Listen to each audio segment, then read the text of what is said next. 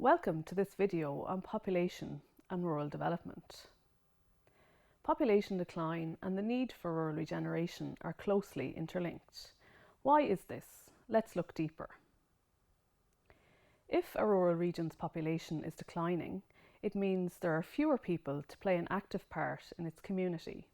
Social networks and connections can then be weakened, meaning cultural spaces such as rural festivals, sports clubs and drama groups no longer have enough participation to sustain them. This also then weakens the local cultural capital base of the rural community.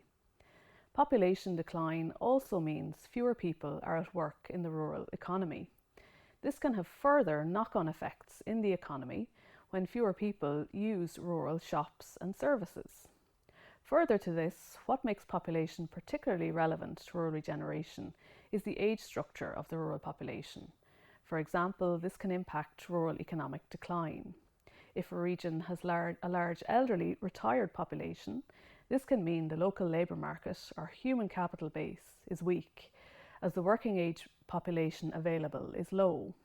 Retaining and attracting a younger population to rural areas also then becomes important for rural regeneration.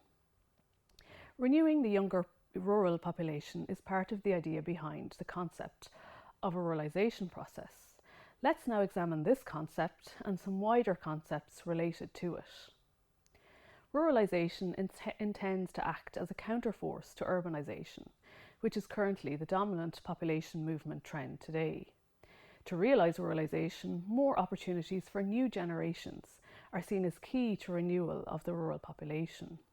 These could be greater job, innovation, entrepreneurship and educational opportunities in rural areas. These opportunities mean more young people move in and less move out. This changes the population structure. There are also further positive knock-on effects on rural regeneration, leading to more spin-off economic activities. This could include, for example, greater demand for local retail, hospitality, arts and cultural outlets because of population renewal. Next, we look at some wider concepts related to this. Ruralisation also links to the concept of generational renewal, which is about reviving the youth population in farming, but also more broadly in rural areas. Generational renewal is a key European policy concern. A high proportion of the farming community are nearing what is a traditional retirement age.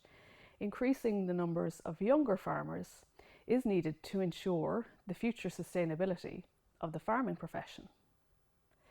Another key concept to consider in relation to population is migration. This basically relates to people moving in and out of different places.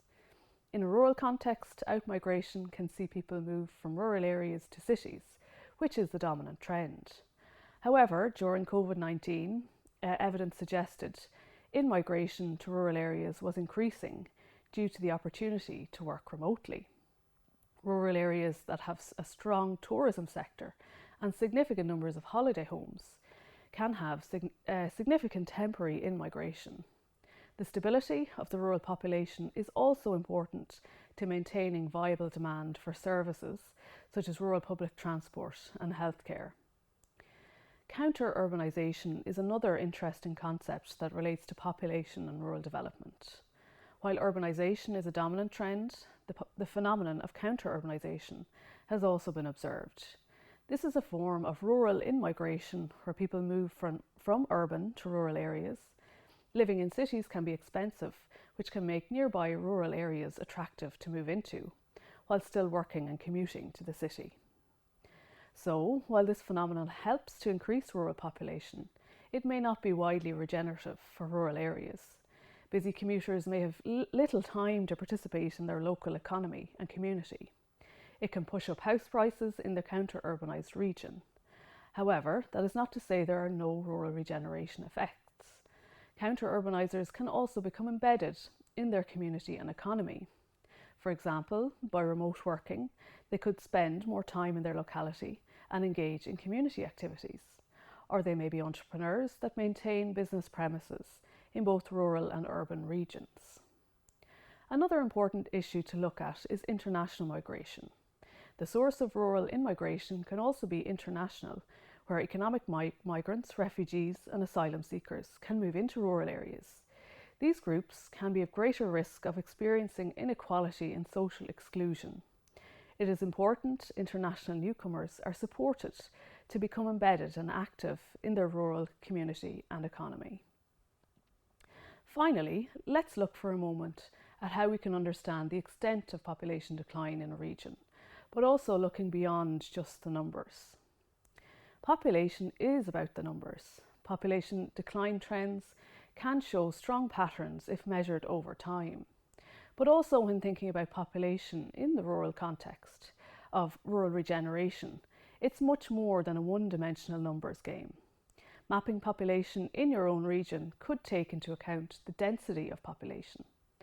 This is a measure of how concentrated or dense the population is in a particular area.